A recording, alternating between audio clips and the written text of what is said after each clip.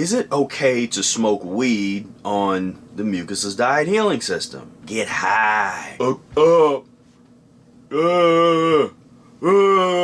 Is that okay on the Mucusless Diet Healing System? So in this video we're going to talk about smoking weed, marijuana, the sticky icky, and we're going to explore if that is something that you could do or should do while practicing the Mucusless Diet Healing System. You may be surprised by my answer.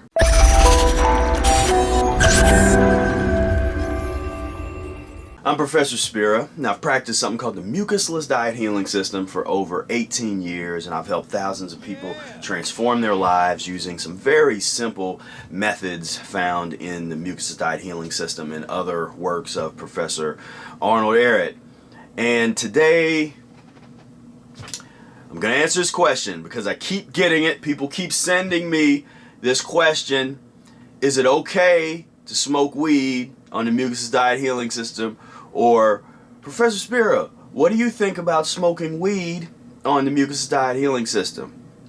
And since a lot of viewers seem to think I smoke weed because I have dreadlocks and we live in a very kind of stereotypical prejudiced society, figured I better address this head on.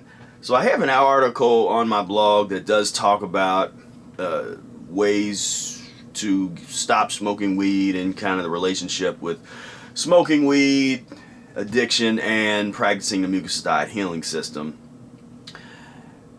But to answer your question very succinctly, no, it's not something that you want to do while you practice the Mucusless Diet Healing System. Why? So let's just back up. Let's talk about what is the Mucusless Diet Healing System about? What's the goal? And one of the goals that's etched out very clearly by Professor Arnold Ehret is this idea of back to nature, going back to nature. Now, there's some people that will have you believe and argue that it is natural for humans to take herbs which do grow on the earth and then burn them and put that smoke into one's lungs. That is somehow natural. But let's just think about this for a second. Let's calm down and no one's attacking you. If you want to smoke, you do what you want to do. This is not medical advice. This isn't even advice. This is just a perspective, a guy on YouTube talking into a camera.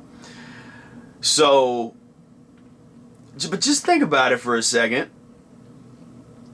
How is that natural? If the body is an air gas engine, not a weed gas engine, not a sticky icky smoke engine, but an air gas engine, what part of air gas engine would include smoke? At what point would that be healthy to the lungs? That most people don't smoke and go, so much more athletic. Well, I can't even say that. Some people do claim that. Some people chill out from it. Other people get kind of amped up on it. But the point is, just think about it for a second. In fact,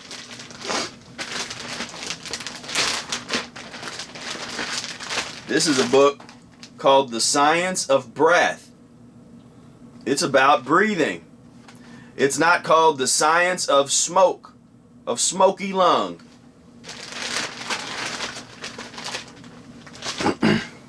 So just based on that, without getting, everybody else talks about the science, and we could get into looking at images of the lungs or talking about the way in which the endocrine system is messed up over time, and that the adrenal glands are being overburdened and stimulated because of this constant toxic, poisonous material that you keep throwing into the body, the change of the brain chemistry, totally screwing up and messing with the brain chemistry to make it harder to have the good chemistry without the need of the stimulant, without the need. We even though, yes, technically is depressant, we call everything that alters the body in some sort of way or alters the mind or the body a stimulant.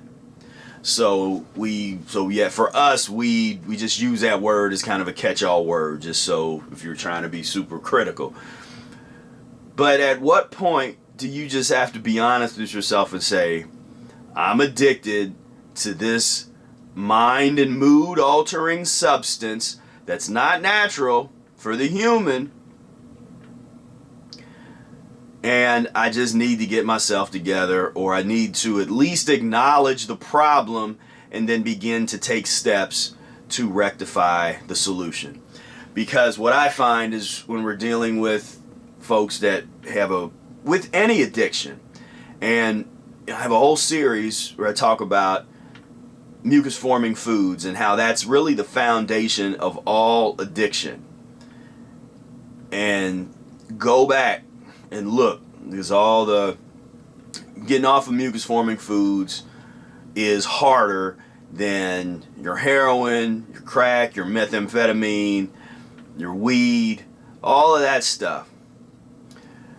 But like I said, in this video, I could do all kinds of things to show you the science of why it's not healthy and it's not good to do, and I'm not going to get into that. I'm just going to say, look, if you think that as air gas engines, that it makes sense to put air into your lungs in order to change your mood and your consciousness, to alter your state using external forces, using unnatural forces. Don't tell me it's natural, it's unnatural. Then, then we'll have some problems here. And if you really need the medicinal properties of the herb, then turn it into a tincture and use it that way. Oh, you don't like the tincture because you don't get high from that, do you? You could get medicinal benefits if it had some. Oh, but you want to be high. That's the thing. And just like with eating meat, just like with all addictions, we've created these complex systems, these complex rituals. In some cases, religious rituals. In other cases, just highly stylized social rituals to get everybody to feel comfortable, just like eating meat, eating the dead animal flesh. That should be weird.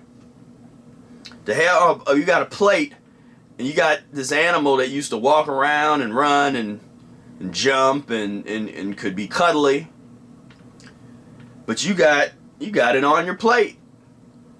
That's weird. But we've created an acceptability for it in society, just the way the structures, the rituals, the systems all come together to psychologically make you feel comfortable. And that's what happened with weed.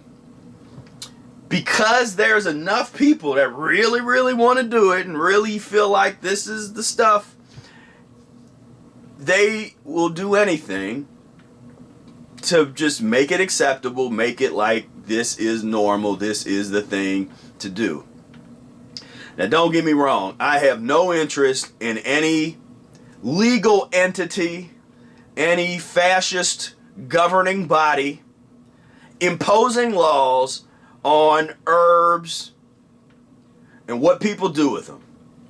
So I have no interest in that. I don't believe that there should be any kind of government oversight, that any crime for possessing or like, so don't even get me on that. For me, the government needs to just not even. I almost want to say it shouldn't be there, but that's another topic. We can get a little more sophisticated with that. And I know actually a bunch of our viewers are further. I continue to glide more and more in that direction, but without getting lost in the weeds, just wanted to establish that I have no interest in people getting in trouble for this. This is just, I would rather, if we were going to ban something, I'd rather ban the killing of animals for food. So I'm on that bandwagon if we're going to do those kind of things. But even then, I would rather those folks are going to die off. That culture is going to die off. We just need to focus on getting ourselves together, cleaning ourselves up, cleaning up our bloodlines, getting our generations clean, and creating the next society, the next race of humans. That's the focus. But so we don't want to get lost. But we're not going to do it. If you smoke, sitting around smoking, and you're trying to rationalize, you're rationalizing, it's not going to work. Now, so let me change the tone a little bit and say, look, I understand the addiction. I was there. I'm not talking about nothing I didn't do. I've had my days of drugs before I got into the Mucusless diet, so I know what it's like to smoke. I've smoked plenty back before I started practicing the diet. I smoked weed. I smoked cigarettes, Black and Milds. I did a few hard drugs. So I've been there. I know what it is. I know what's going on. But I also know how much of a social situation that until you get addicted, and I never got to a point where I was smoking by myself. For me, it always remained a social type of thing. Well, smoking weed by myself, I got addicted to cigarettes for a while. But as far as weed, that was always a social thing. But there is that pressure where, people, and I was a varsity football player, so people wanted to, I was cool. So people wanted to try to be like, hey man, here's this, you want to hit, and so at the end of the day, it's not good. I mean, it's just as simple as that. There's not. It's like I said, we can do all kinds of backflips to talk about it, but at the end of the day, it's like, okay, it's not good. Then what do you do? My experience is with a lot of people practicing the Mucusless diet, is as you clean yourself up, instead of trying to use force, trying to use force where you are pressuring yourself, pushing yourself, trying to use willpower to say, I will not smoke. My solution, and what I've seen be helpful, not in all cases, but in a lot of cases, has been to just focus on the diet and identify, just put weed over in that addiction bucket, like, okay, it's something I got to deal with this. And then it comes down to focus on cleaning yourself up. Your lemon juice enemas,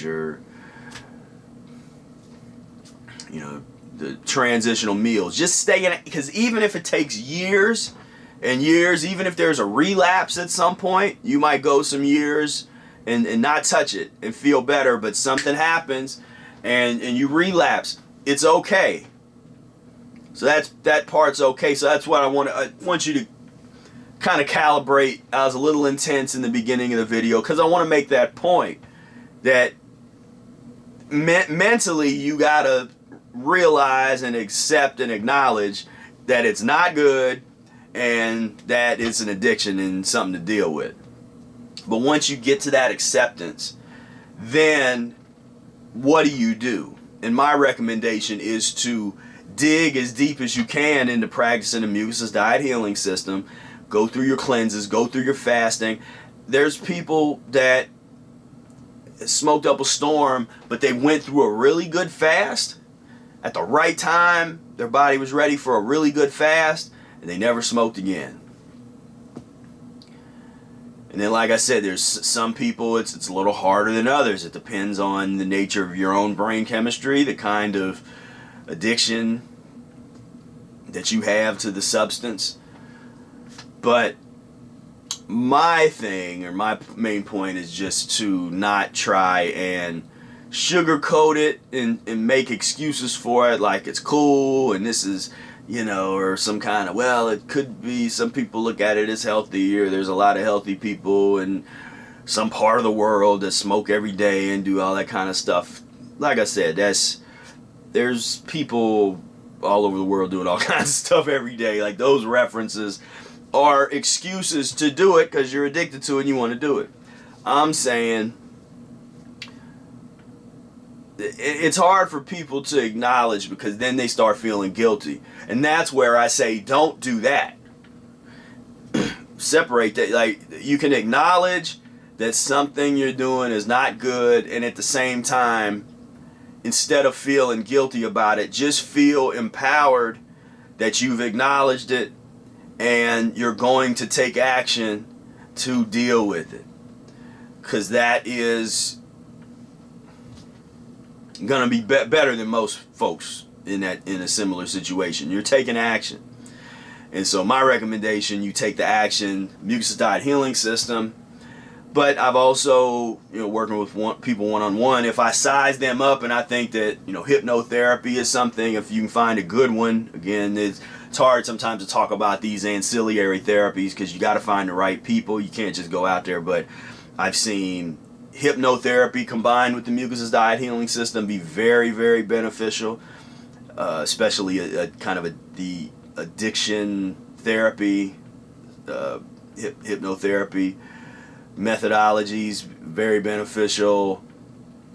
Talk therapy in some cases, we're just dealing with a good psychologist that kind of walk you through some stuff. I'm a fan of Sedona method, and we're getting into territory that is contested in terms of would Arnold Ehret, for the the hardcore literalists, would Arnold Ehret recommend that? And I don't know.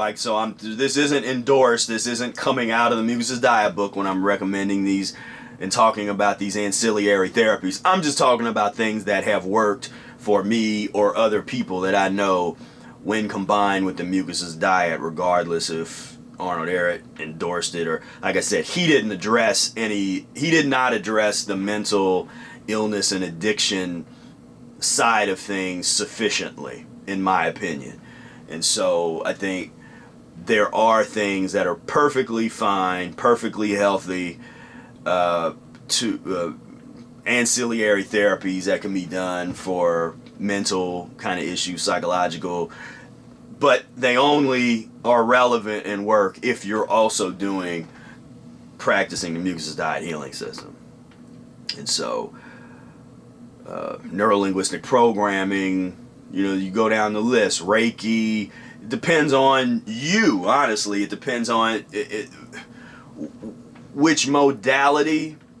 The question of which modality to deal with oftentimes when it comes to if you are going to investigate some of these ancillary therapies comes down to your psychology and who you are.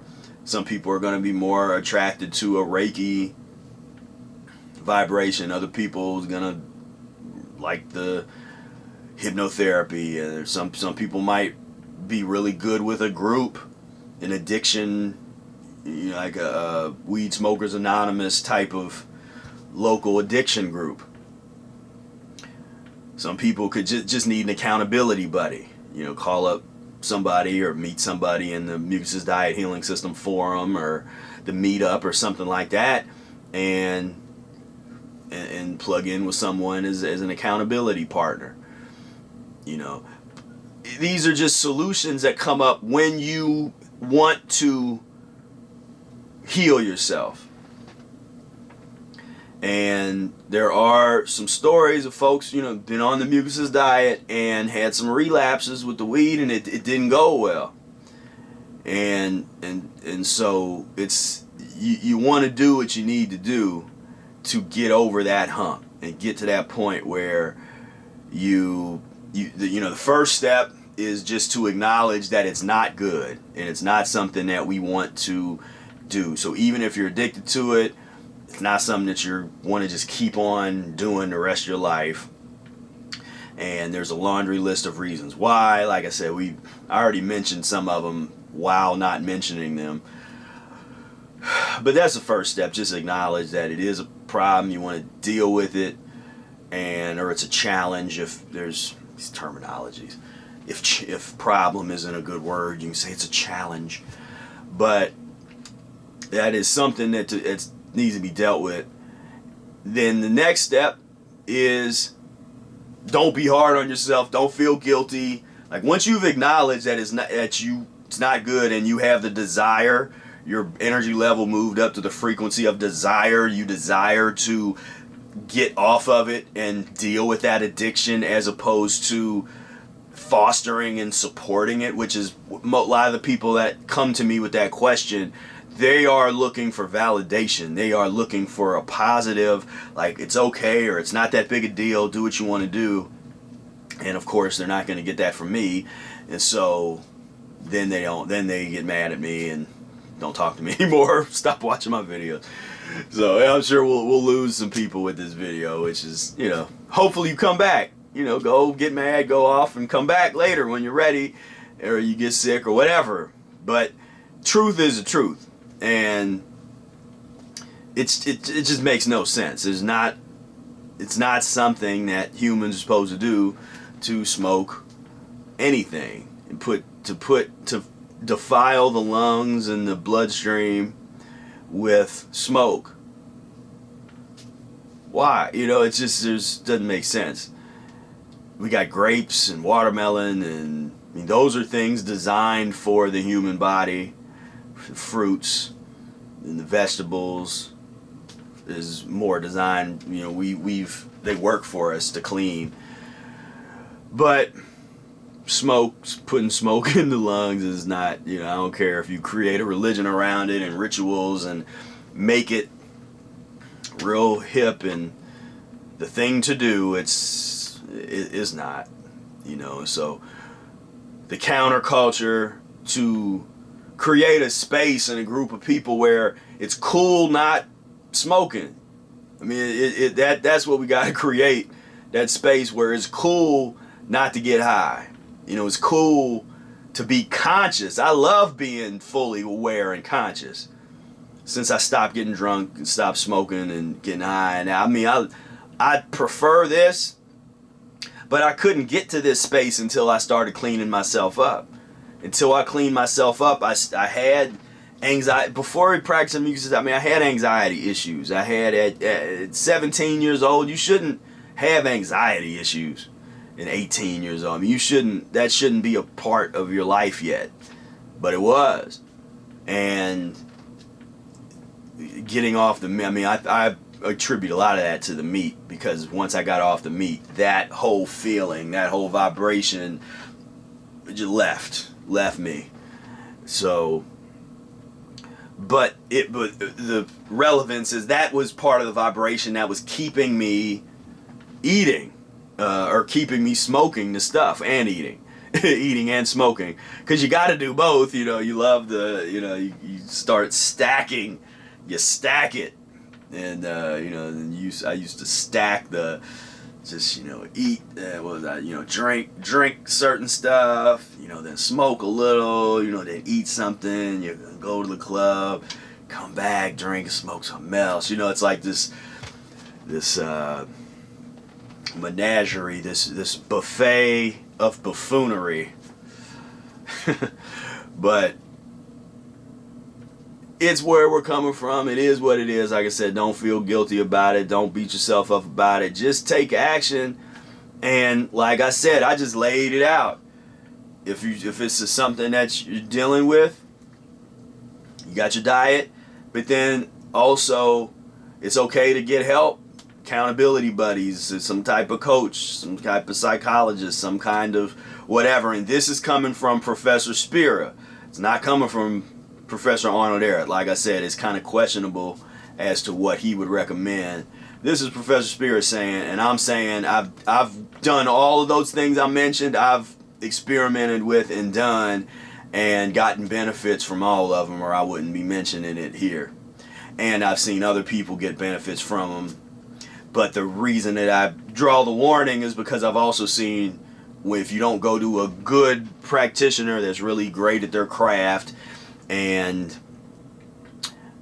it can also be a benefit to find people that are vegan or plant-based or into holistic healing. That can be great if you can find them and doing your searches online. But the whole thing is your reticular activation system. Once you start putting your focus on whatever the issue is, you put your focus on it, and once you put that out there, because that's the whole secret, you know, what they talk about, the law of attraction.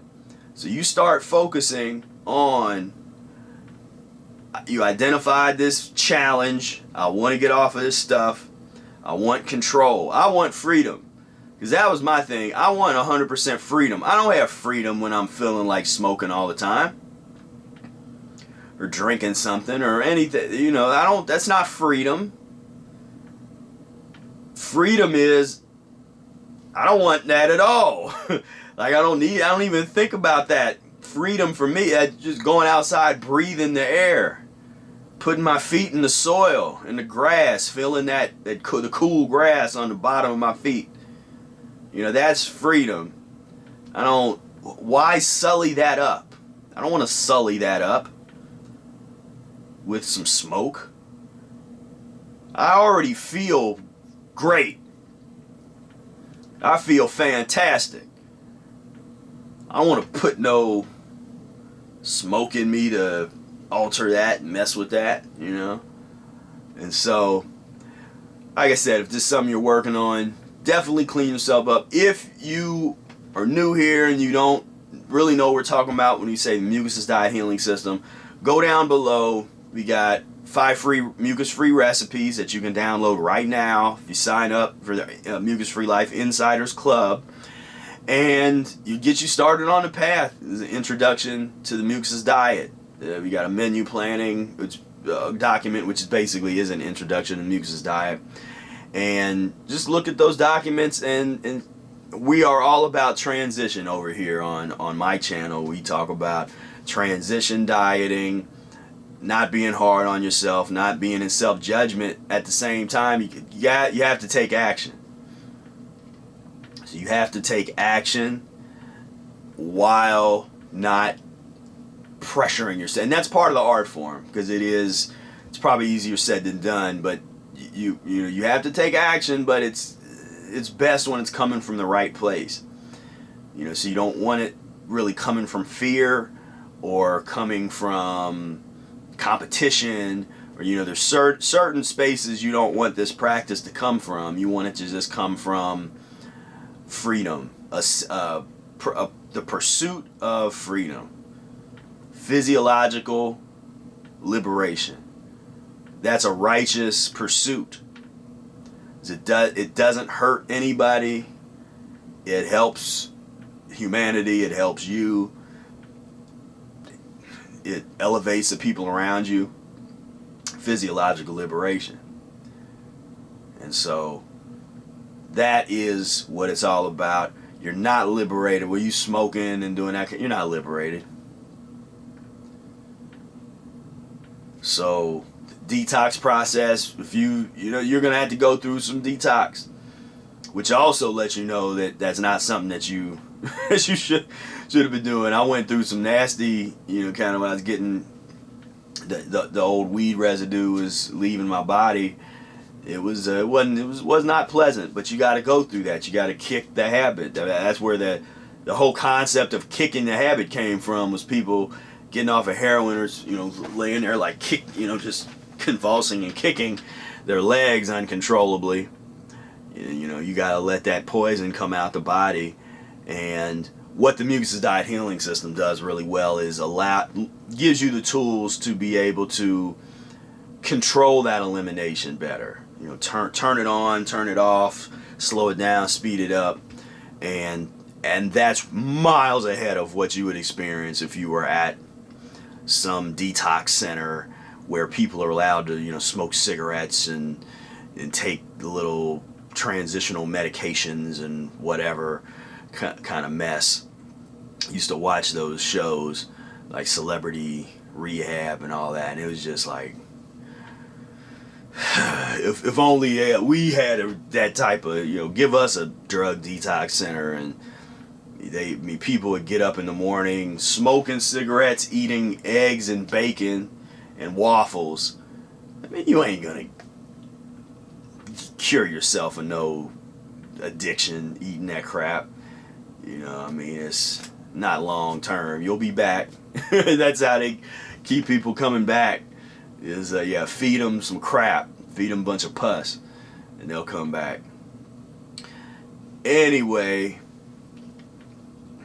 with love, it's a message of love.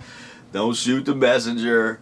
I'm just saying, you can't just step aside and think rationally and say that smoking makes sense, you know, physiologically. It's just, don't do that to yourself. Just acknowledge the issue, time to transition, clean yourself up, get into the lemon juice and distilled water enemas. If you haven't, check out the channel, you see what's going on with that. But seek liberation. Seek liberation from all stimulants, from anything that could be remotely unnatural. You know, you seek liberation. Allow yourself to go through the process and the time, but seek that liberation. The cleaner you get, the less likely you will want to smoke something. I mean, it is what it is, but you got to stay on the cleanse and stay on your post with that, or the relapse can occur. So I thank you so much, as always, for tuning in, and until next time, peace, love, and breath.